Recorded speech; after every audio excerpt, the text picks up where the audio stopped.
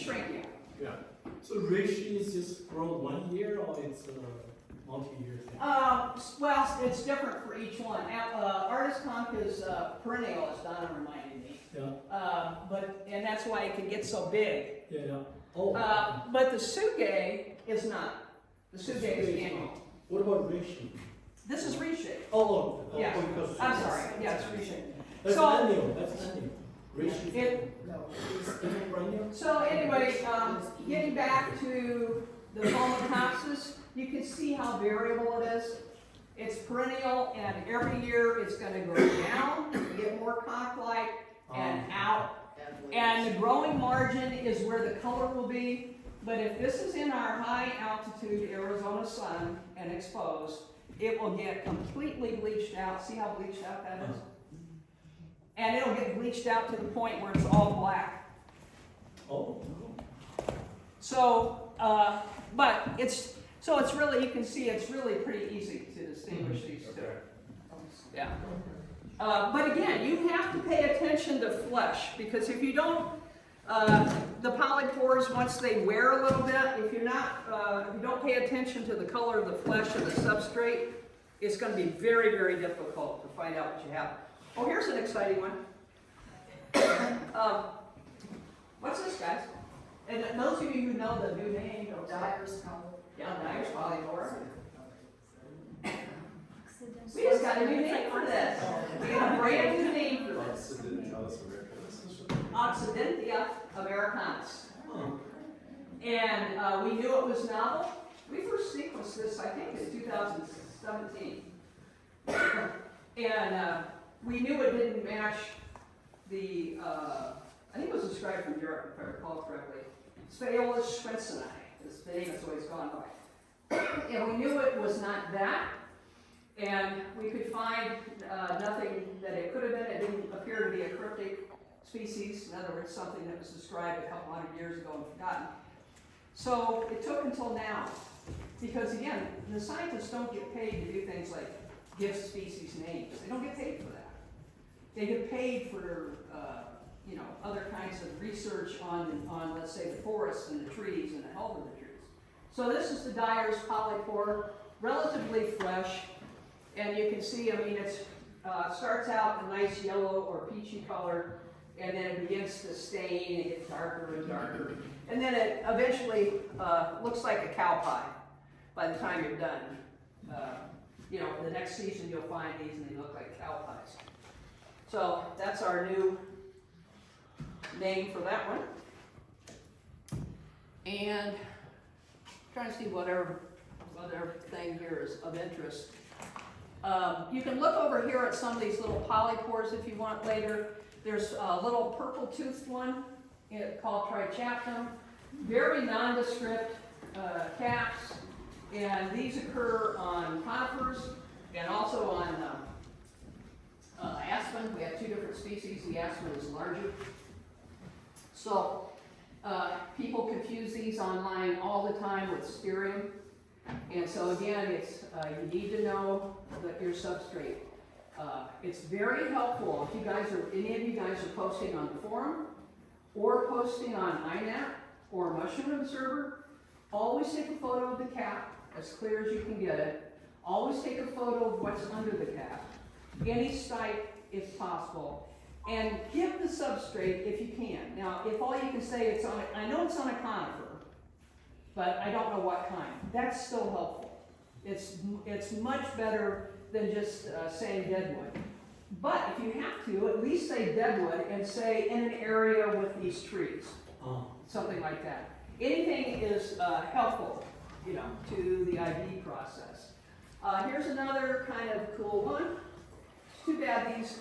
We're going to try to put them in the fridge like we did these, at least one sample, so that you can see the brilliant colors. Because these guys were actually quite beautiful. They have lots of yellows and oranges on the scales on the cap. They stain a little purple. And we thought this was novel for years because the sequence that we use, which is the fungal barcode sequence, was quite different from the real Turbinellus floccosus. And so, right up until recently, I thought we probably had a novel one. I now know that we just got a sequence of the holotype of something from New Mexico, which is in a different genus. It's in Gompus, and it never got moved. It really should be in Turbinellus. And that was synonymized by a guy in 2009. And despite the differences in ITS, so we now think that we do have the real Turbinellus floccosus.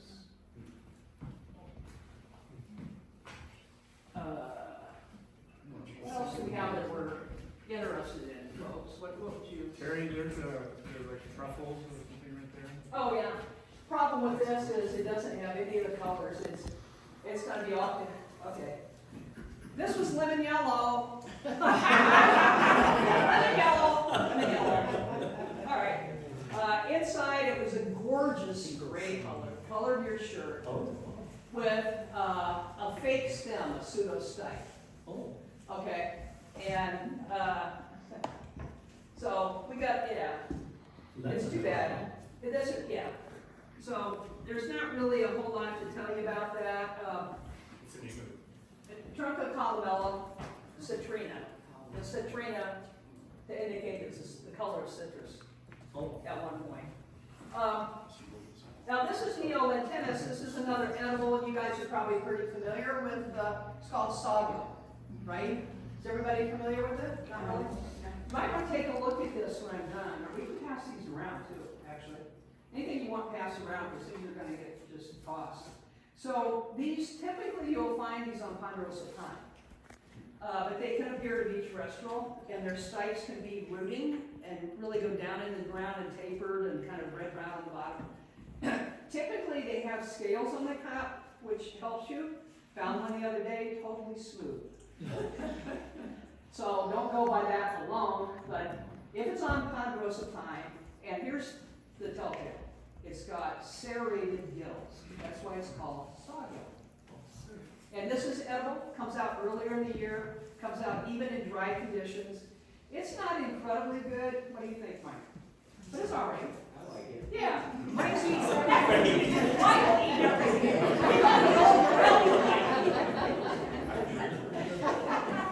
Some people refer to it as poor man's muscle talking. Yeah. Yeah. I can Yeah. see between you guys. So anyway, if you want to take a look at those are right here. We have a lot of new names that we got. I'm just curious about this. Oh. It wasn't labeled right.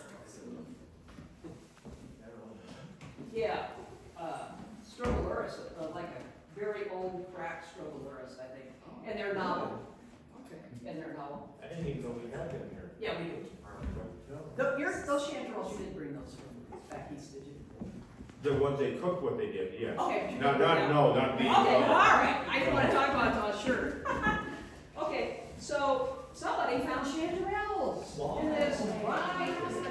Anybody here know where these were found? I found the black one up I have it on, but it was from last year. Yeah, this Yeah. is probably. Yeah. Yeah. So chanterelles, and these are quite old, but you can see chanterelles are so durable. This is a chanterelle. Oh. And so it went through the winter, it blackened. Most things would be gone. They would just disappear into the dust, right? Chanterelles are so durable. One time Don and I watched a patch of chanterelles in Maine for a month. And they started out as these little nubbins like this, and we kept coming back. Got dry, so they just stay there. They don't decay when it gets dry. They just stay there and wait for the rain. And then the rain came, and it grew a little bit more. And then that went on for a month. And finally, we had a patch of chanterelles, and they were perfect. So if you find a patch and they're small, and you don't think a lot of people are going to be going there, keep going back. Anyway. They tend not to be very hospitable to the bugs either. Right. Yeah, they don't decay readily at all. So unfortunately, this isn't going to show you a lot of the key characters of the chanterelles. Yeah. Hey guys, would you stop talking amongst yourselves for a second? Because I want everybody to hear this. there are lookalikes that are toxic, okay, with the chanterelles. So when you do find them, one of them is probably just gonna cause some digestive upset, if that, but the other one is pretty deadly, okay? So you wanna be sure of your IDs, and unfortunately, this isn't really fresh enough for me to show you. Our local chanterelle with spruce in the subalpine habitat is very egg yolk colored on both the cap, when it's fresh, on both the cap and the gills and the stipe. And when you break it open, it's got white flesh, and it has a slight odor, to me, of apricots. Okay? The other one in this habitat that it, can be confused with it is very thin fleshed, is darker looking, and has no odor. So it's just a heads up to kind of make sure you have a chanterelle and not something other than chanterelle. Would you mind mentioning a couple of those lookalikes? Yeah, Hygrophorapsis aurantica is one of them, and it's, I forget the common name on that. False.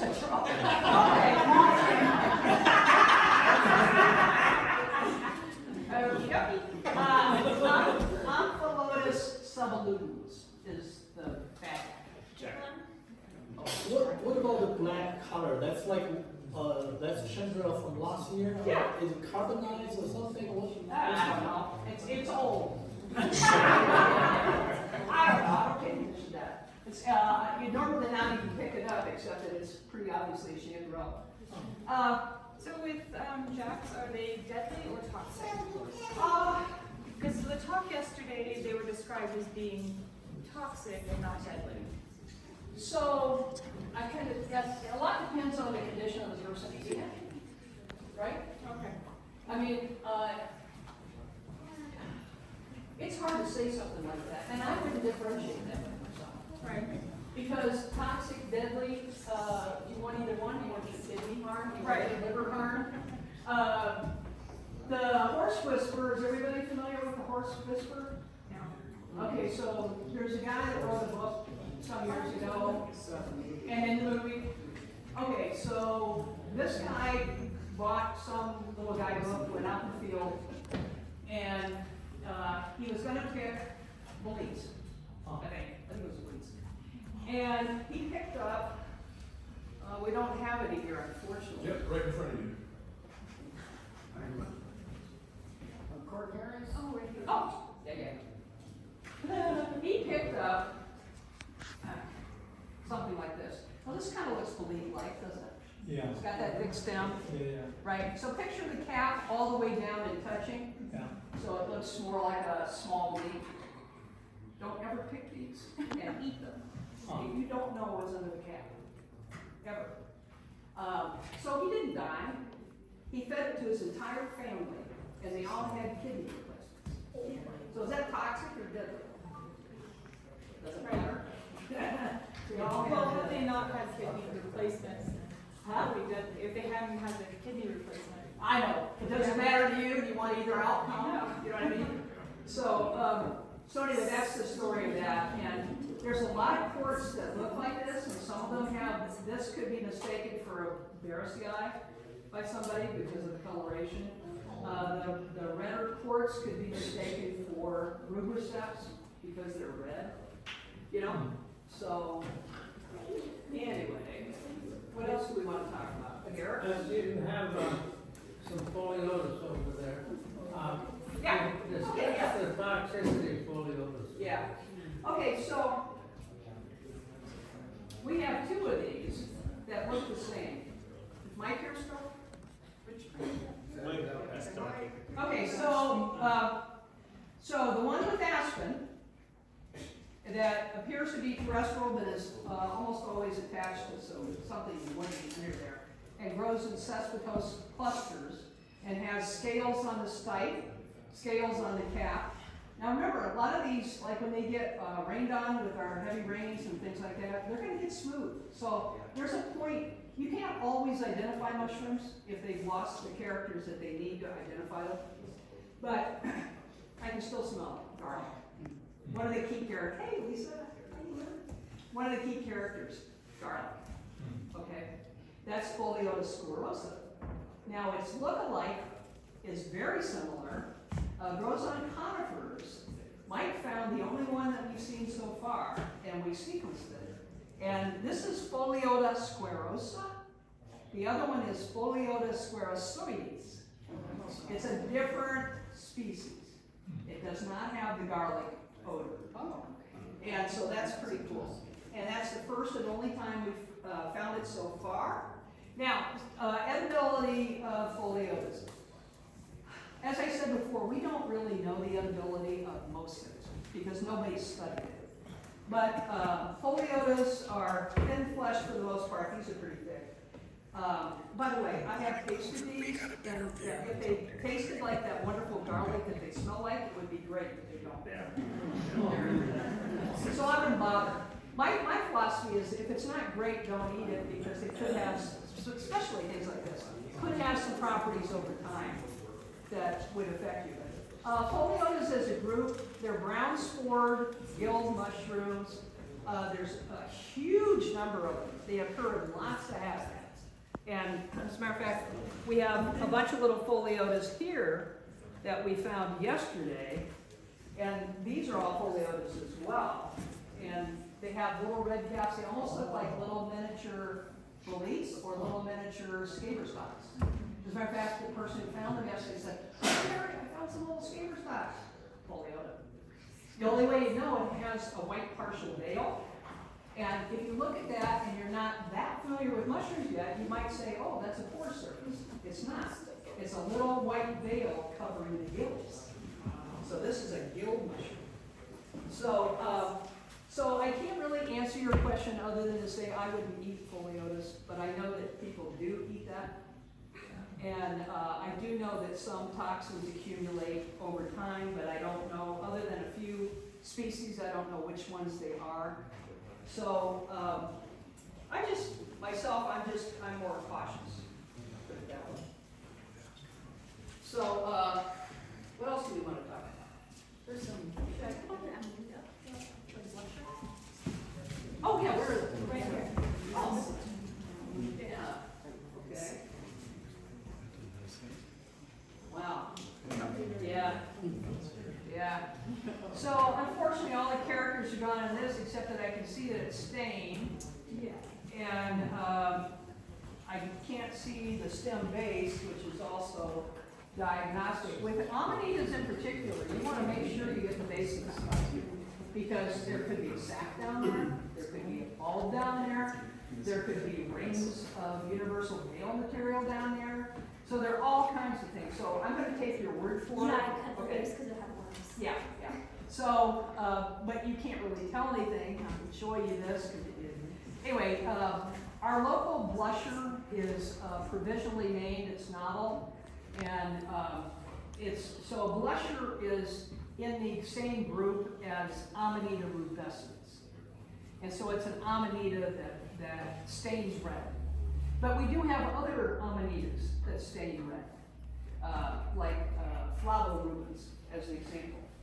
So this particular one has no yellow on it, no yellow universal veil, or it has no partial remnants on the cap. And it is our, the other one in this area. What? Yeah. The problem, yeah, we talked about that. That's going scary. Oh, okay, so this one too, it's okay, this is a panther. This is toxic. We also have the destroying angel, and we have the real one. We also have a novel one that's likely as deadly. The panther, we have two panthers up here. They're both novel. But panthers have a distinctive way you can tell them apart from other things. You can confuse a panther with this. If it's missing its warts on the cap, you can confuse it. People have confused it with Amanita regularum, which is the provisional name for the blusher. But there are quite a few differences, really. The cap is more of a cream color, turning kind of brownish. It has a partial veil that leaves a very scant ring that falls apart. The crenellamurum, when it's in good shape, has a prominent ring that is quite persistent. The panther has a bulb, and at the top of the bulb, it's covered in universal veil material, which is white. At the top of the bulb is a collar. That's what distinguishes it. So we have two. We have Amanita hollingiana, named after Holly, Roy Holland. And we have Amanita, I'm going to butcher this one, Tlaxcala panthera, named after a place in Mexico. And this is getting really bad because all of our stuff, our new stuff, was described either, a lot of it, described from Mexico with Mexico names, or described from China. Yeah. So for example, we have a Clavulina Chongqingditsus or something. So we're gonna have some real problems, but if that's our new, so if you found a little white Clavulina, that's what that is. And I saw Progumpus, not Viticolor. This is novel, this got described from Mexico. And I gotta look and see. I can't pronounce this. I have no clue. I used to be able to say, well, okay, Progumpus conasidiensis, described from Mexico. You speak Spanish here. Excuse me? Who speaks Spanish? What'd you say? I asked you to speak Spanish. Oh, I yeah. might read that. Oh, I took it, but I mean, I took it in high school, which is. So is it toxic or edible? This one? Oh, these are considered edible, but they have, somebody should talk to somebody that eats them. We've tried them, I don't think they have any flavor. And they're pretty fibrous, you know? So, yeah, you can eat them. How did mushroom get named from the region of China? That's they have the same So- genome or something? No, it has the same, yeah, it's the same mushroom. So, if you think about, Don and I were looking this morning, the Earth is what, 4.5 billion years old? Mushrooms are about half that age. Oh. How old are we? Billions of years? Right? Whatever. I don't know. 5,800. Huh? 5,800. So the point is that when mushrooms evolve, some mushrooms, not all, and then they all, split up and more and more species all the time, right? So when they evolved, we were one big continent, weren't we? Oh, it goes back that far. It goes back that far. And so that, I mean, I'm a citizen scientist, so I haven't done any research in this area, but it makes sense to me. And in Arizona, where we are, we get New England mushrooms, Yeah. mushrooms that, okay, I have to back up and say, a lot of people think if something is described from somewhere, then that's where it originated.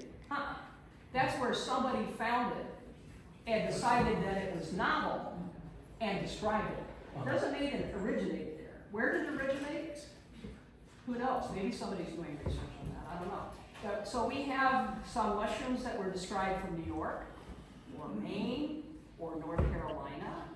We have mushrooms that were described from Washington, or Alaska, or California. Mushrooms described from Central America, New Mexico, and China, and Europe. But we don't share everything. And that's probably because things evolve, right? So things evolve maybe after the split. So it's a real kind of, it's very interesting. But right now what's happening is a lot of the Mexican mycologists and a lot of the Chinese mycologists are working on stuff. And when they describe something and I blast it, and then I look at the morphology, that's how I decide that we have it as well. It's not related to human movements on the planet. Well, it can be to a certain extent, and also birds, and also animals. We don't know all the, sure, yeah. There are dust storms that blow all the way from the Sahara Desert Right. to Florida. Right, There are dust storms that blow all the way from Mongolia to here. right, Wow. And those spores are so small Right. that they can be carried in those dust storms. right. Oh. And then you also have the fact, though, that we have stuff here that the Pacific Northwest does not have, or that New England does not have, or even that Mexico does not have. So some of it's accounted for all these things, some of it is ours evolved and didn't get transferred anywhere. You know, some of our forests, there are people that go there, and Yeah. people can take things too from area to area, but, you know, it's a really interesting thing, I think. We're kind of called Sky Island in the sense that we're separated by the deserts, so that Yeah, but prevented all of our sky islands have the same thing. I see. Yeah, all over the state. So there used to be a theory, go down to Cochise and go to the, you know, to the Cochise Mountains, and you'll find stuff that you won't find anywhere else. Not true. Wherever we have the right habitat in this, because again, going back, those sky islands weren't always there. They were I part see. of, that got uplifted, right? Yeah. So, During the Ice Age, they had the same vegetation, there was a continuous, Yeah, okay. Right. conifer forest over the whole of Right. the state. and so we've documented that virtually everything that occurs in Cochise, Mhm. which is the southernmost, occurs in northernmost Coconino, and everywhere in between, Interesting. in the same habitat. As long as you're in the same habitat. So, for example, they have a lot of oak down there, and so for a long time they were thinking, we can only find the oak, so it's not true. We have oak up here, it's more scattered, it's in pockets, but if you go below the rim in some of the canyons along the streams, there's oak there, in Prescott in certain areas, in Sedona in certain areas, and we can find all the same oak associates that they find down there. Are the oak associates species specific to the oak? In Some other are. words, there are Right. dozens of different species of oak. Right, there's 22 different Yeah. species, according to a woman that we met when we were down in Cochise a few years ago. And they're all hybridizing all the time. Yeah. There is a difference between our gamble oak, which is deciduous, drops its leaves, and emery oak and silver oak and all the rest of them that keep their leaves. So they seem to, there'd be a different population between those two. But they don't, I can't answer whether they differ, I don't believe they do, because all those trees are hybridizing, so emery oak, silver oak, all of those tend to have I would assume, about the same associates with them. And we do have emery oak, and we also have white oak. We have Arizona white oak in the northern part of Arizona, at least up as far as Prescott, Sedona. Haven't explored much farther north than that. And those are quite common. It's actually the white oak that is hybridizing a lot, according to this scientist, this tree scientist. Carbonella oak everywhere. Huh? Carbonella's everywhere. Terri, is there like manzanita down in the Cochise County? In that area? There is? I've never explored that. Like Cochise strong. There certainly is. No, only, yeah. Yeah. Yeah. No doubt about it. Oh, yeah, but, Yeah. You gotta get down there and explore. Yeah. That's where we find the parasol mushroom often. Oh, yeah. The manzanita. Yeah, and then the wonderful little conch on manzanita, that when it's young, it's really pretty. Is that Cochise stronghold in the dragon? It's a Phlinus arco, whatever the arco, what's the genus for manzanita? Arco or something, anyway, that's hard. I've exhausted my knowledge. Oh, where are the honeys? I've got some honeys here that are a little fresher, so because those are edible, they're really, here they are. Okay. Yeah. So, these are something you get, so you want, if you're not familiar with the sawgill, which is edible, take a look here. If you're not familiar with the honeys, which are edible, take a look at these. These get quite large. They don't always grow in clusters. Sometimes they're singly. Unfortunately, even these that I kept in the cooler have turned dark brown. They start off kind of a honey color. And they do have scales on them, unless there's been a lot of rain, and then they're smooth. And they have gills, and they have a partial veil. And a really neat thing that can help you ID these, our particular species is Armillaria solidipes, or solidipes, however you want to say it. And it's got a partial veil, and the little partial veil has little brown Reynolds? Yeah, cogwheel, where the cap and the partial veil meet. So that can help you idea. And so again, a lot of people like to take these stripes apart, take the flesh out of them, because there's really not much flesh in the cap. And then saute it up, and it kind of looks like string cheese. Then you saute it up. A lot of people like that. Just have to make sure that you tolerate them, you know, the honeys. Oh, what's this?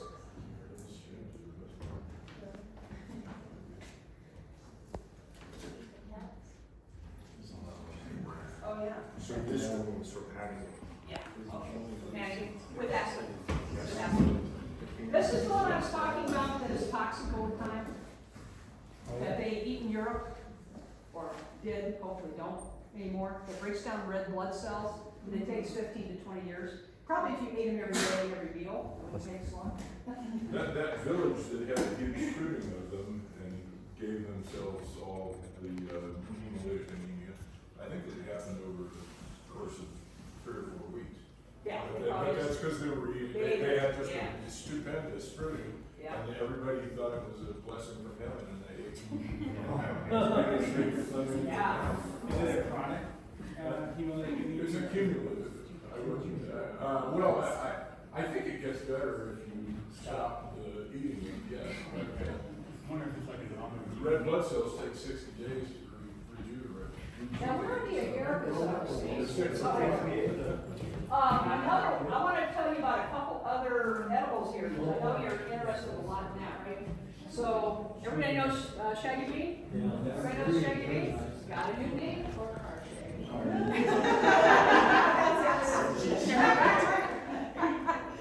Coprinus comatus, Oh, yeah. variation parvus.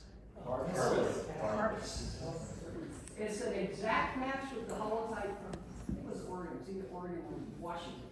Now, without boring you with the details, what has happened in the past before the advent of sequencing, molecular analysis, is that mycologists would periodically take a look at things and they would describe stuff, including variations, forms, subspecies, blah, blah, blah. So essentially, the person who described this variation said, oh, this is Coprinus comatus. It just happens to be this variation. Implying that it's the same species, implying that it has the same genome, right? It doesn't. Coprinus comatus was described from Europe. It has a totally different genome. So at that time, it was a synonym. It's still considered a synonym. But luckily, we have a neat guy up in the Pacific Northwest who is doing all the holotypes, sequencing the holotypes. And so it's awesome. So now we can say, okay, regardless of what you want, it's going to have a new name. It's not going to be Coprinus comatus. It's Coprinus comatus variation parvus, which at some time will get its own description. It could take years. It could take years. But we do know what it is. And once that happens, it'll automatically be synonymized. I mean, our work is done. We know what it is, and once it's synonymized with the new one, because whoever describes it will synonymize this name with the new name. Got it? So Are it we is. looking for specimens on that, or do we have all we need? Oh, we have all we need on this one, because it's not really novel. We know what it is. Now, the one that we don't know, we have another one in the comatus group that is novel, unless it turns out to be cryptic. In other words, like the Hydrophorus cicadas did. But, and that one is 3,500 to 4,500 feet in landscaped areas with disturbed areas, could be under mesquite, in that kind of high desert habitat. And it kind of looks like the one with the star on top, and I thought it was at first, but when I sequenced it, it turned out to be novel. And it does deliquesce like this. It doesn't get quite as large, but otherwise looks very much like this. So we could use more of those. Well, actually I have 2 or 3.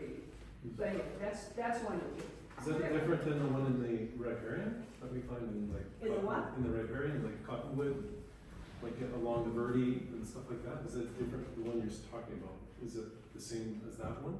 So I would say that whatever you're finding in the Verde Valley which is a different time of year and a different habitat, is what I'm finding very bad. It's Yeah. different from this. From the parks, for sure. Right, right, Okay, which is found in subalpine right. habitat, yeah. Okay. So now the agaricus, these are others, there are edible agaricus that we have here that are quite good, and we have quite a few different varieties.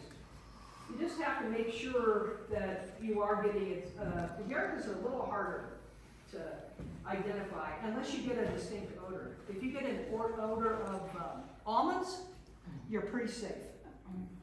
An odor of almonds, you're pretty safe. It also tastes like almonds. Yeah, it does. It does. Yeah. Who was it that made like an almond cake or an almond cookie with those? Chad. Last year's, Yeah. Amazon. Yeah. Yeah, that was really good. Yeah, they're really delicious. And we have 2 or 3 different species, but the most common one that is substantial is Agaricus didymus. And so if you have the odor of almond, you're safe. And these tend to yellow, and you're told in the books if they yellow, be careful. But all of the almond odored ones yellow, and they're safe. Do they yellow in a different way than the? Well, yeah, I mean, They stay yellow. yeah, they stay yellow, they get yellow, they get kind of orangey. And they're more woodland, right? Hmm? They're more woodland as opposed to grass. That's pretty- Well, yeah, we find them in the forest. The 3 species that I'm thinking about, we find in the forest. So in this subalpine habitat mostly. I don't think we've ever found didymus in ponderosa pine, Danville oak. I haven't. No. No, it's always been up here in the. Yeah, right. And now, somebody marked campestris over here. We have 2 that are campestris-like, and they're found in grasses, so far, grasses with ponderosa pine. So you're headed out towards Vernon on 61, and you can dip down a little bit. We found 2 varieties in the same habitat on the same day, 2 different species. And they're both very campestris-like. And what do I mean by campestris-like? It doesn't yellow, it doesn't have an odor, it doesn't have an off odor, it has a nice mushroomy odor. It has a scant veil that kind of disappears. It doesn't yellow anywhere, and it doesn't turn any kind of staining color. And it's small. It's not like this. The didymus, which is the one that's quite common up here, it's spruce alpine, that smells like almond, is large for the most part. So these I can't tell at this stage what these are. Is there a way to, you said there's 2 campestris-like? Yeah. In And you that can't same tell apart. habitat? Can't You tell apart. apart other than- No. We have variation pallidus for the second one. It's Prophocephalus variation pallidus. Okay. And because if it weren't variation pallidus, it would be more brown. But because it's variation pallidus, it's the same white color. And you can't tell them apart. I thought they were the same thing when I sequenced both of them and got 2 different species. Are there any inky caps, like these little ones that are toxic? I have no ideas. So when you ask whether something is toxic, and we have thousands of mushrooms and they haven't been tested, Yeah. I can't answer that question. You know, but I can tell you that there are Atrumentaria, which is an inky cap that's been eaten for years. Yeah. Copinopsis atrumentaria. If you have it with alcohol, you'll definitely miss it. And there may be others because we have some novel ones. So, that's about all I can tell you about. Would they be good ones to sequence? Like, Oh, I've been sequencing them. okay. Yeah. I get them in my yard. So. Oh, in your yard, yeah. Yeah. We pretty much know what we have up here with aspen and, and that kind of thing. In Tucson, yeah. And, but we're always interested in sequencing new things. If, as long as there's good photos of everything, and habitat, and substrate, and all that jazz. So the inky caps and the shaggy manes and, are they all grouped under the deliquescing mushrooms or no, not at all? That was my thinking. That's a paraphyletic group. It's an example of convergent evolution. They come from it by different pathways to that same lifestyle, that same method of reproduction. It used to be popular considered. material. They're not true popular material. These are the days of aspen. And Terry, it'd be interesting to note the, 2 or 3 different kinds of kneecaps and some are a lot bigger, some Yeah, are smaller. smaller. the shaggy means, you guys look at our campsite, and they're cut up overnight. Yeah. Particularly with the two.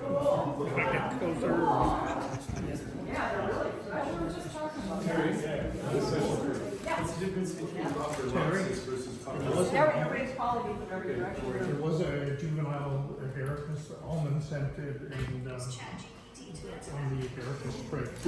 But just a juvenile. I got Terry here, you got Terry, I'll meet you.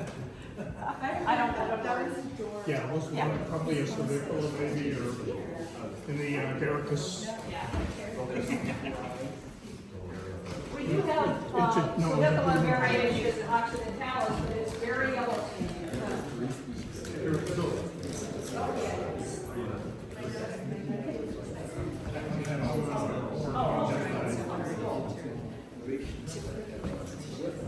It's drying out, but more honeys than almonds. Yeah. So,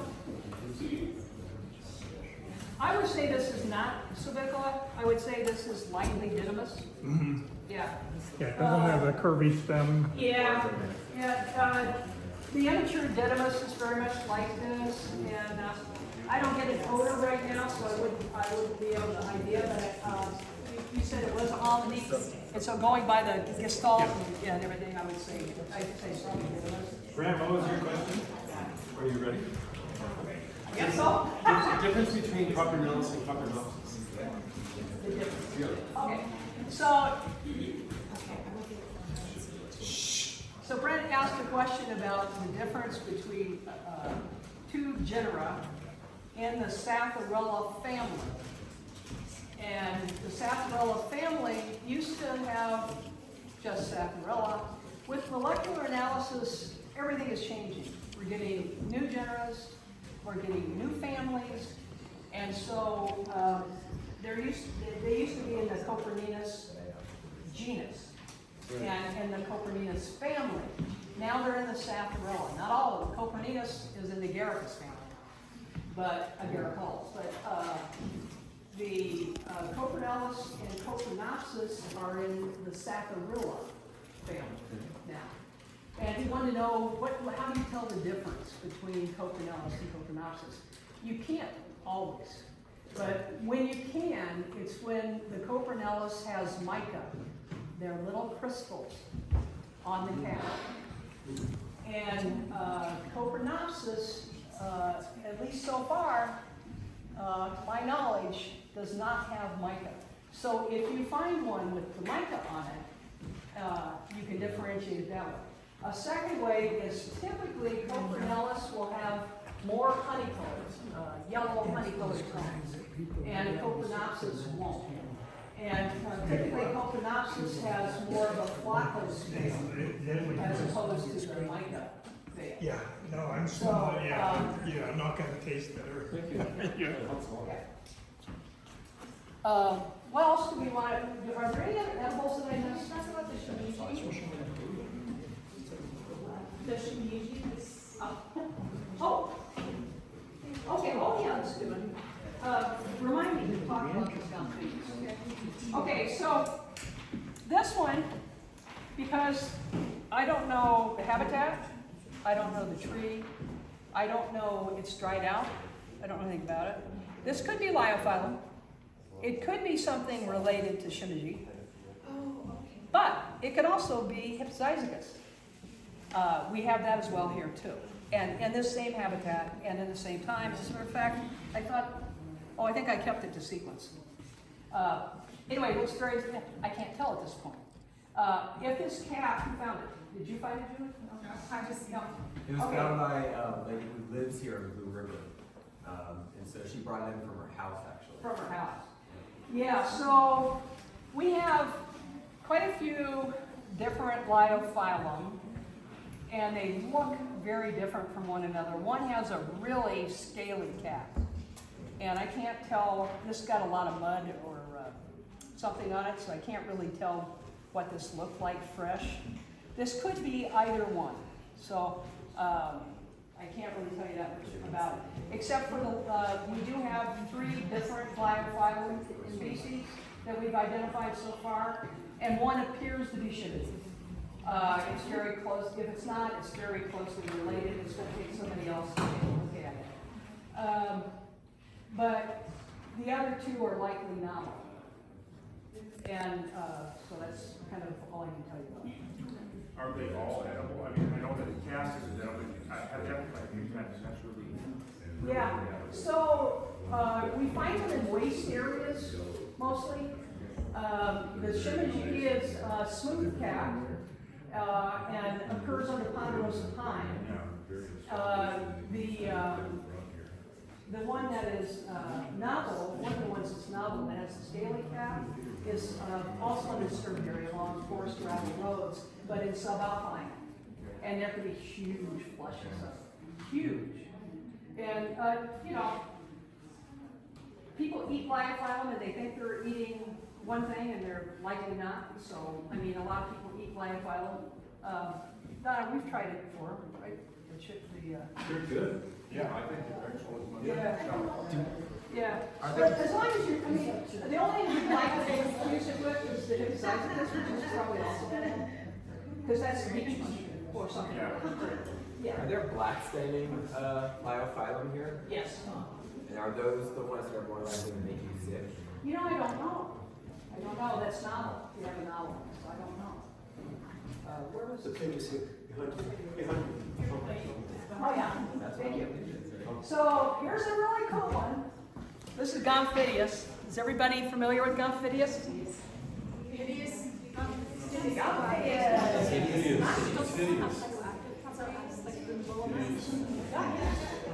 It's a great, So anyway, we have 3 species of Gomphidius. They all look the same. They all occur at the same time. They all occur in the same habitat. So good luck with that.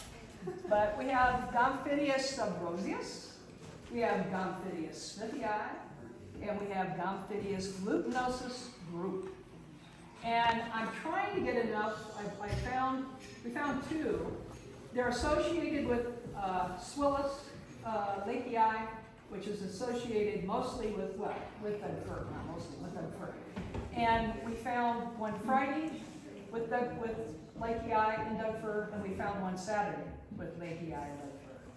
And the one on Friday had no yellow at the base. The one on Saturday was a brilliant yellow at the base. So I'm trying to see if maybe there's no other distinguishing. I think the Smithy I didn't have as much of the yellow. Well, it's just, I'm wondering if that's, we're gonna see. We're gonna find out.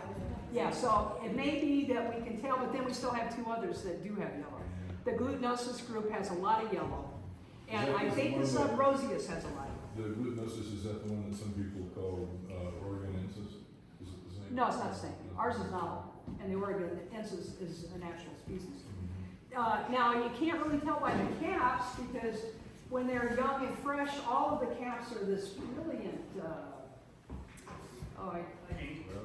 Shiny. It's kind of a pink. Yeah, and then it turns kind of a violet color, light violet, lilac maybe, and then it goes kind of brownish.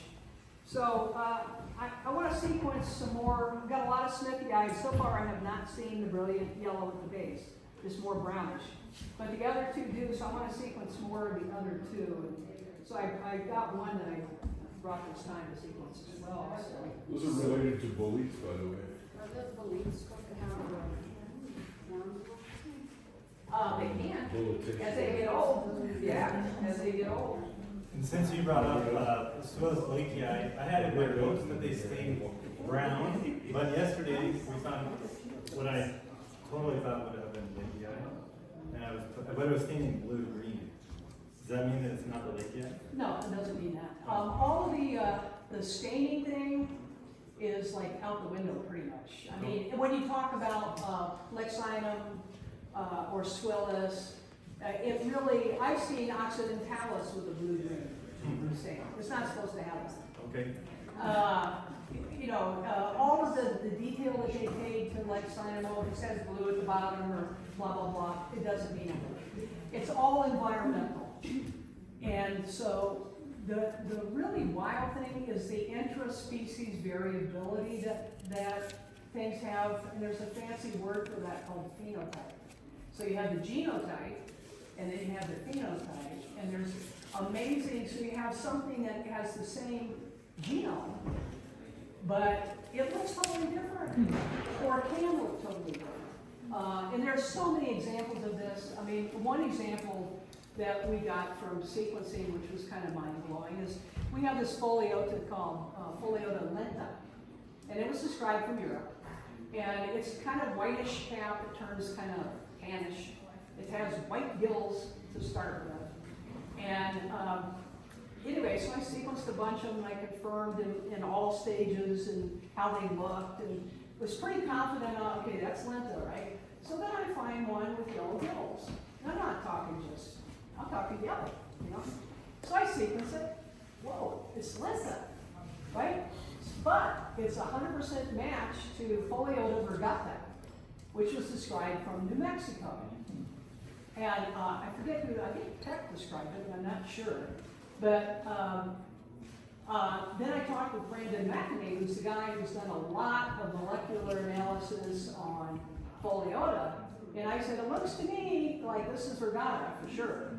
And I said, it looks to me like virgata is probably a junior synonym of lenta. And he said, yeah, that's exactly what it is. And so the yellow gills. So that's why I try, if you take anything from what we've discussed today, take the fact that you need to diagnose, if you're going to ID something, you need to look at a combination of characters. And so that's an example. If you forget the staining, look at if you have 3 or 4 characters, like we talked about the ruby. What makes it a ruby? Does the red cap make it a ruby? No, because it can go to brown, it can go to yellow. It's got this, let's call it, Aurora calls it a hamburger bun shape. So let's call it that. And you can see that it used to have some reds and so forth. But what makes it a Boletus edulus group, a porcini, right? Underneath, it's got the stuffed white pores that turn yellow and yellow-green. It's got the stipe that has reticulation, in other words, netting, at the top. That's what makes it. So you want to look at everything in terms of what are the key diagnostic characters, if you will, that make this mushroom. This oxidant, this Swillus occidentalis, that has the partial veil when young, and the tiny little yellow pores, and the lack of glandular dots. When occasionally it has orange over the pore surface. Is it not an occidentalis because there's a little orange there? Or it has a little blue-green on the cap. Is it not occidentalis? So if you learn the key diagnostic characters, then you won't be as fooled. But you'd be in good company. I mean, all of my colleges have done it. Anthony told me that Hessler and Smith just described, you know what, out of everything. I mean, everything was re-described multiple times. And I think maybe they thought it was a conservative approach, or maybe they just, I don't know. But it was before molecular analysis. And so there were differences, and they thought there were possibly key differences, and they weren't. Anyway, we came from the Phoenix area, and it's very hard to grow anything. So Yeah. this microclimate turns out to be a very big thing.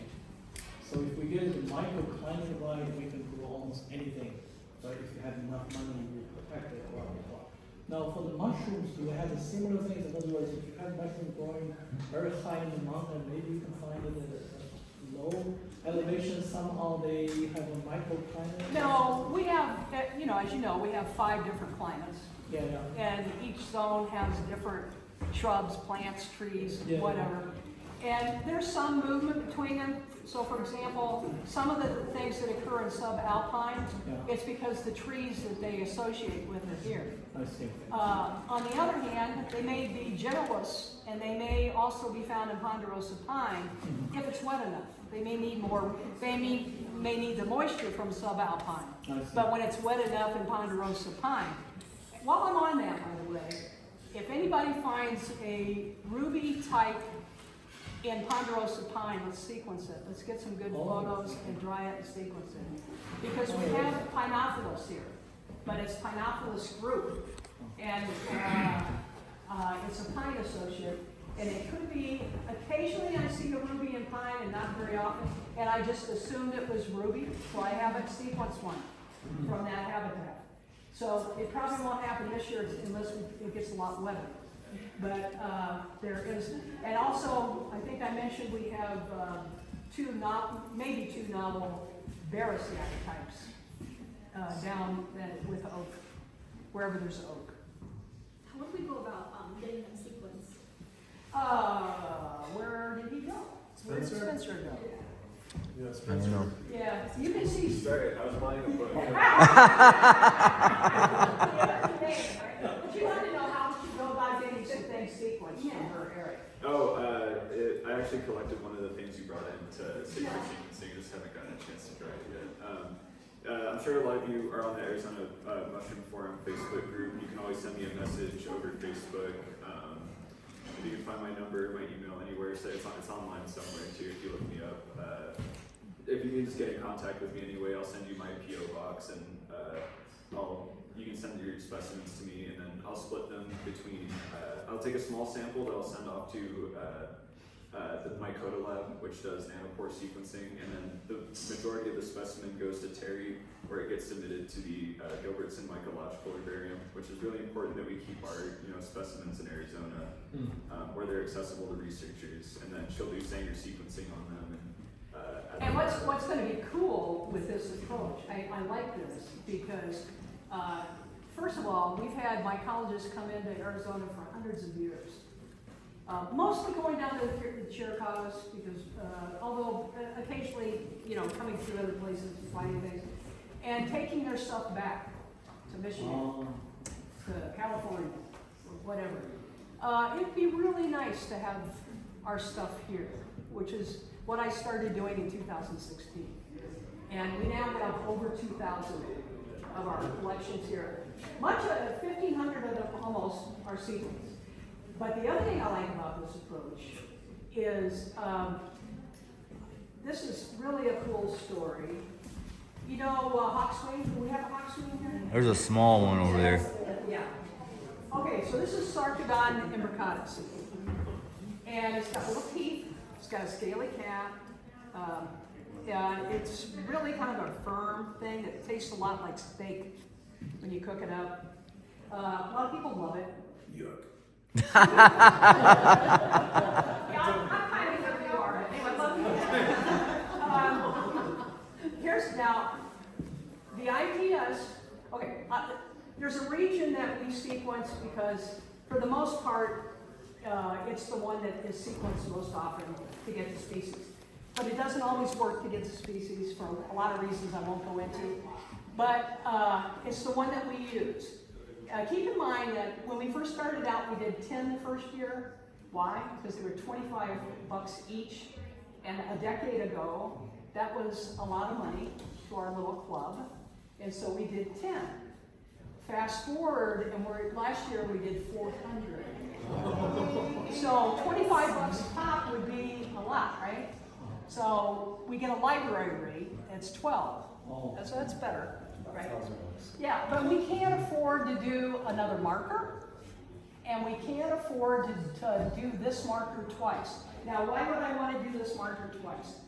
Turns out that in the region that we use, that's called the fungal barcode, there are frequently with certain species a lot of variability.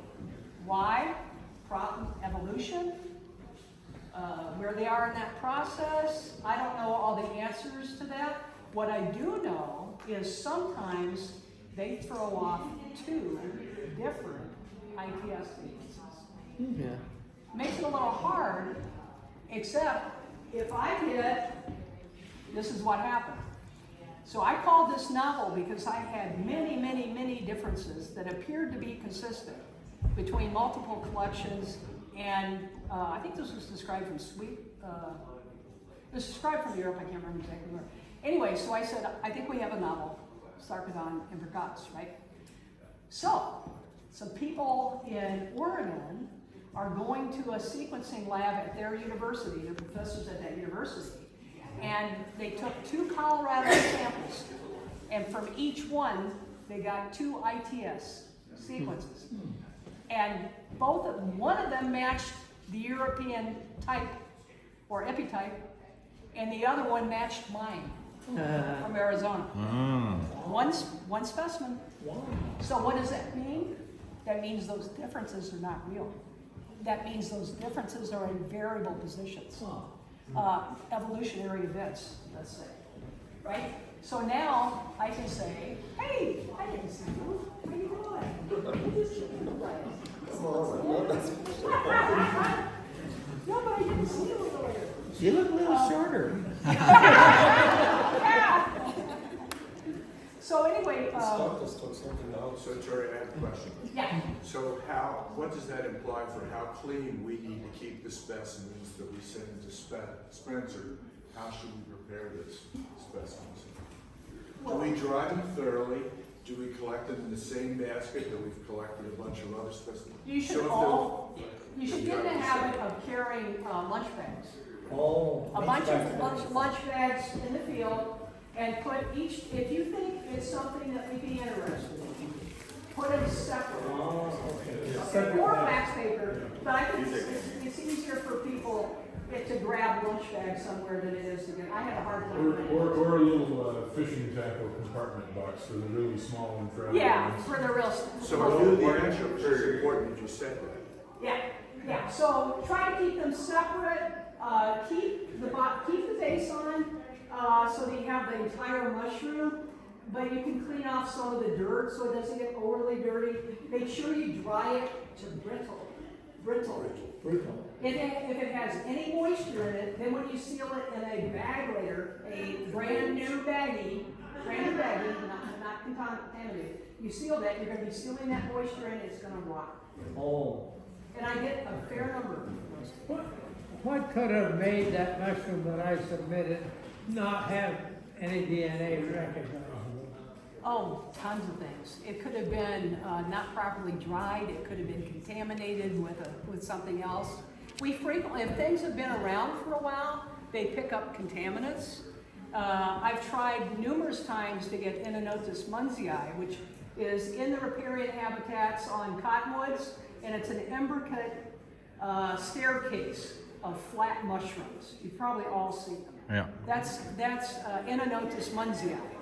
And I've tried numerous times, and I get this little insect. I get a fungus on the insect that's eating the mushroom. Oh, wow. So some things, and Helvella, very hard to sequence, especially with ITS, I guess, according to else. But there's no easy answer to that. But the fresher, the better. Like if you take an old bleep or anything that's been out on the table, for example. So if you kept it too long, or if it's been in the ground too long, and maybe dried and then rehydrated and dried, there's a lot of stuff. You really want to do fresh stuff. That's really what fresh stuff, and then dry it all. I just wanted to add on to that too, stressing the importance of using breathable bags, because the tackle box thing is a great idea for small stuff. It makes it easier to protect them because sometimes they can get crushed up in the bags, but in general, try to make sure you're using a breathable container because, like other fruits, mushrooms will release what's called ethylene gas, which if it can't, breathe it, it's going to, make the mushroom rot faster. And add that with heat, your mushroom could be rotting like 100 times faster than when you just had it in a cool paper bag. And at the very least, it might be growing little things. Yes. The drying process has to be careful as well. If you use your dryer you dry a whole bunch of other mushrooms, then I've never had a problem with that, although, one of the things that I've done is with some of the smaller stuff, I've bought these little brown paper bags online, and I put my smaller stuff in those bags with my number on it, and dry them in the bag. Yeah. And that works out really well. I heard someone found chicken of the woods on conifer up here. Is that true? Did you get it? Yeah. Oh. So you're okay slicing to dehydrate it? That's fine. You don't need a whole No, if they're large, slice them lengthwise if they have a stipe. so that you can see the gill attachment or the pore Yeah, 'cause attachment. something like So you this, need like half take hours and hours. Hey, You guys have any times you're okay with her? Yeah. That variability of the ITS sequence, is that specific to the Sarcodon or the Bankratiaceae It's in specific general? to or- a group. And we don't, I don't know what that group is. I don't think anybody, we're getting more knowledge about that group. Like I suspect the Hygrophorus siccipes, because I knew there were a lot of variable regions. So I suspect that that would do the same thing. So there are certain mushrooms at a certain point, I think, in their evolution, they're gonna throw off a couple different sequences. And you don't know that unless there's been a molecular study, or unless you have enough money to run everything twice. You know what I mean? So this, I mean, I had been waiting for molecular studies, and I could find out through molecular studies that if this sequence, if this was the same as mine, then I could find out the same way. Yeah. No, you mentioned something in the houses away, and we have something on display here. Do we have a right to keep them? Oh, absolutely. Sure. Terry, a question on the sequencing part. Yeah. What's the reason why you get small, like a short sequence versus like a full sequence? Because You notice that on some of mine that we get like a small sequence or something? you know, it's extreme. There's so many different variables. There could be contaminants in there. There could be all sorts of things. I mean, you just don't know. I mean, sometimes a certain class of things you'll get just, ITS is not as easy to get as others. I don't know the answer to those questions. How do you filter out some of the stuff on your sequencing? What? Do you recognize some things that are like off in a sequence and then you have to kind of like filter them off? No. No? Or it's just you write that sequence off, it's hard to. I mean, okay, so if the whole sequence is ambiguous, yeah. I mean, it's not a question I can answer that way to you, Brent. I've spent years learning how to read the chromatograms, and you would have to spend a lot of time learning about this. But if you have a really clean chromatograph, first of all, every species has a different length of ITS. That's number one. Some of them have very long ITS sequences, some of them have very short. It's extremely variable. Secondly, if you look at the chromatogram, sometimes the base caller will have a problem calling the base. Most of the time it won't. Sometimes it'll have a problem all the way through a certain section. There are all kinds of variables. But you have to learn how to read the... Now, with the nanopore, they're not even looking at chromatograms, which makes me a little... I'm not as crazy about that. You don't get it. What I get is what the base caller on the computer at the university saw. That's the same.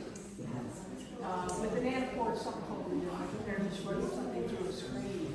Switch topics. Yeah. When you started with the Ganoderma Suge, and you call it a reishi, in my field book, it's Lucider is the reishi. No, reishi is a common, and that's the problem with common names. Yeah. Common names cover many species.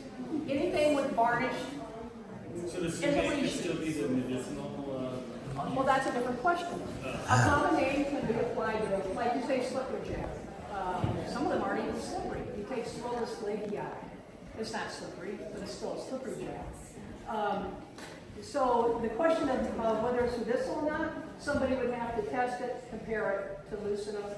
So there's two different species. So they'd have to find out. Somebody would have to find out. so we don't really know what Suge is. No, but they're called reishi because that just is a common name for them.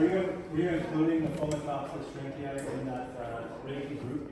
In the reishi group? Reishi group, yeah? No. No. No, it's in Fomitopsis. The Ganodermas that are in the reishi group, Go ahead, sorry. the Ganodermas that are in the reishi group are heavily varnished and were mistaken for Lucida at one time. And there's a whole bunch of them. How about the medicinal properties of the red bell? Fomitopsis. Is there any medicinal properties? I always get I have that no question. idea. Some people are taking them for medicinal properties. No idea. I don't, yeah. Christopher Hobbs talked about it. Oh, he did? Yes. Okay. Oh, did he? Yeah. So So his book shares more information. It's an amazing book. If you're interested in that, it's just. Oh, I forgot about this little guy. So this is our, this was recently described, and when we first sequenced it, it was novel. There's this, now this is in the Belite group, believe it or not. This is called an Earth star, common name Earth star. Example of common names in a way being not very useful. This applies to Geastrum, which is in a totally different family, and Astraeus, which is in the Belite. But they look very similar. So another example, Chris, of divergent evolution. But anyway, this one is Astraeus morganii. And it used to be called, oh, I'm going to butcher the name. I can't remember the name. Hymenaeus. I can't say it. Anyway, so we thought it was the European one before we sequenced it. It's what had been called that. And it's morganii. And it has several distinctive characters. If you look at it closely, you can tell, you can see all the key characters that it was described with. And that's why it opens and closes, right? Yeah. Yeah. It closes up and dry one to protect the spore sac. So, is there anything else that you're interested in that we haven't covered?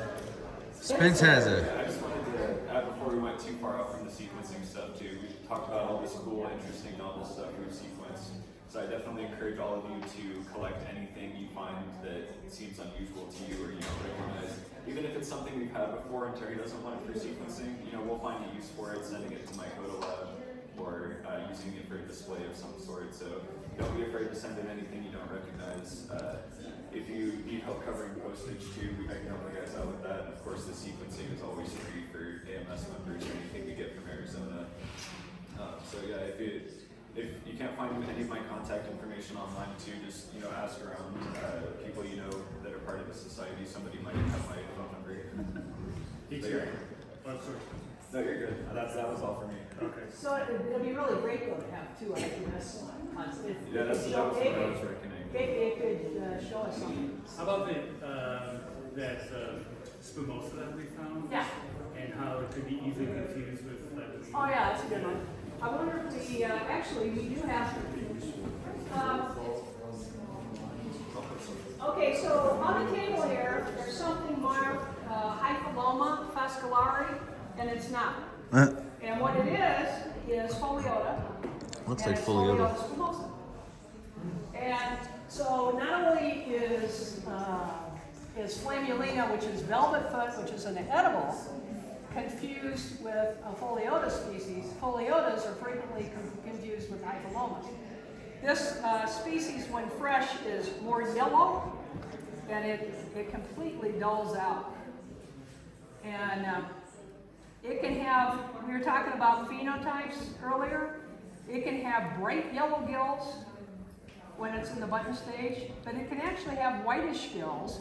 And that may be an environmental thing. It may have been washed out by monsoons. I don't know. But I have sequenced collections that show both characters. So UV light distinguish between the two? I don't do that. What I distinguish is based on the characters for which it was described. So so one of the reasons we sequence is to find out what we have. So then it'd be nice, if we go back to what we sequenced, then we see what it actually looks like, right? So I don't know about UV. I don't use. Well, with Hypholoma fasciculari, it's very prominent. The use of the fluorescence, right? The UV light really. Well, but Brent. So how many other things? Oh, yeah. How many other things? I was just wondering if the Foliota squarosa Yeah. did that or not. In comparison, but you could So, distinguish no, the the reason I distinguish, Hypholoma has black spores and black gills. These are brown. So it's just basic diagnostic characters. And the reason I don't use UV is I don't take that in the field, but also there's no scientific, it's not in any of the scientific descriptions. It's not something that there's a lot of literature on, like this mushroom does this one does this one, and you can distinguish it. Is it on, have they done it for foliota? Have they done it specifically for foliota, mimosa? I don't know. But anyway, so the point being, we were talking about the velvet foot and the foliota that occurs with it. So another example of like having two things in the same habitat at the same time, and one could be toxic, we don't know for sure, but it's foliota, and the other one is velvet. So these look very much alike. The Foliotus spumosa has yellow cap with kind of an orangish disc, most of the time, not all the time, and so does the Flammulina, the velvet foot. But when you get underneath, this has a partial veil. Everybody know what a partial veil is? Where you have a veil that covers the gills when it's young, and then it comes away. And it's a cortina-like veil, so it pretty much disappears, but you can almost always see it along the edge of the cap. And the gills here could be white to begin with, but they turn brown, or they could be yellow to begin with. The other one, the velvet foot, has white gills all the time. And that has to do with the spore print. If you did a spore print, you'd be okay too, but very few people do a spore print. You know, you don't want to like take the time to do a spore print. But anyway, so there is a look-alike with the Flammulina. All right. Anything else, guys? What's the Flammulina look like? It's got a very colorful sticky cap. They're tiny like those, small. They tend to grow in clusters, although not always. They can appear terrestrial. They're associated with aspen. They were named after the aspen. Flammulina populicola. That's the scientific name. They have it? Yeah, it's a little old, but. Yeah. And they have a velvety brown.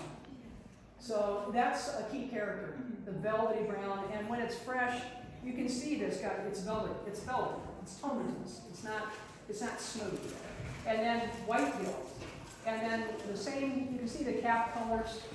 This one is really dried out. These aren't, this is still pretty fresh. But the cap colors at this point are close, and they were very close when they were fresh. When this was big, as big as this, they had some yellows and oranges and maybe even a little white in there, but mostly yellow and orange. So they could be mistaken for one another in the field.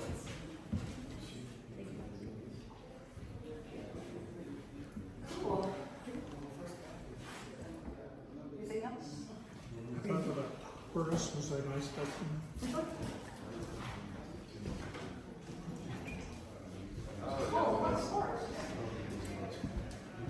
Yeah, still showing some good characters. This one we don't find that often here. This is a polypore that stains kind of pinkish, purplish, leptoporous. And did anybody find Rhodophomes congeneri at all? We do. We have an older. You have an older one? Yeah. Okay. Sometimes people get those confused. It doesn't show the purple. But we have a couple brackets that have like pink to purple tones, but they grow differently, and they're on the same tree pretty much, and they're in the same habitat. The Leptoporus mollis, I don't know how this was found growing, but a lot of times it's a shelved imbricate type of growth. And this typically isn't. This might be along the log in this kind of fashion. But this has nice pink small pores on it, but it doesn't really stain. It's always that way. And whereas this one stains, the Leptoporus. So, there's something else I saw here. Oh, Lejeune there. Yeah, there's a lot of that. Okay, there's another bracket on aspen that you'll see a lot, and it's out right now in its dried state, so it doesn't look like much. It has small little gray pores, and they blacken in age. So here's one with the gray pores, and then when it gets really old, they blacken. And they can cover, dead aspen, they can just pretty much cover the tree. And we sequence that, we know what that is. So And the gliophilus is everywhere right now. That's on conifers, and it has like maze-like gills. And it's talking about phenotypes. It's when it first starts out. This is the top of an old gliophile. When that starts out, it's a dark chocolate brown everywhere, except for the margin. The margin is either stark white, lemon yellow, or orange. I mean, it can look totally different. Just who knows why? Environmental conditions or whatever. Oh, and this one's a cool one. This is Climophyscistus borealis. It's another polypore, usually at the base of spruce. I don't remember what tree this one was on. Might have been dug through, but it could have been spruce too. And it was extremely fresh despite the lack of rain, because it was hiding in this little cubbyhole underneath the log. And if you open this up when it's fresh, to me it smells kind of like coconut. It's got kind of a yellow cap. This can be confused. Some of the people with us did confuse it with Lidoporus, thinking it might have been the Carnifica, but it wasn't. So. All right. Should I shut it down? So anything else, guys? I have some plant issues before you leave. A number of people ask me if the cytotoxin in this plant damages other than sheep. And I did some reading today and discovered that yes, it damages cattle, but at a far lower rate. So cytotoxin in Raptor californicum does cause harm in other than sheep. That was the question there. I brought a new plant in that's very common and grows right in the water typically, called water hemlock. That's absolutely deadly if you eat it. It can make you sick, even handling it as I am. The chemical in it, especially if you break the surface and get juice on your hands, it'll absorb and cause, it's a neurotoxin. It will paralyze you and kill you. And the worst thing is that it has nice looking tubers, and there are a number of mimics that have nice looking tubers. This one's fatal. Eat one, you're dead meat. You won't survive it. So anyway, those are the, oh, and if anybody's interested in hops, I can tell you where to find them. But anyway, those are my only issues that I wanted to throw out to whoever was left there. Because people ask me about the cytotoxin. Thank you, guys. Thanks for coming, guys. Woo!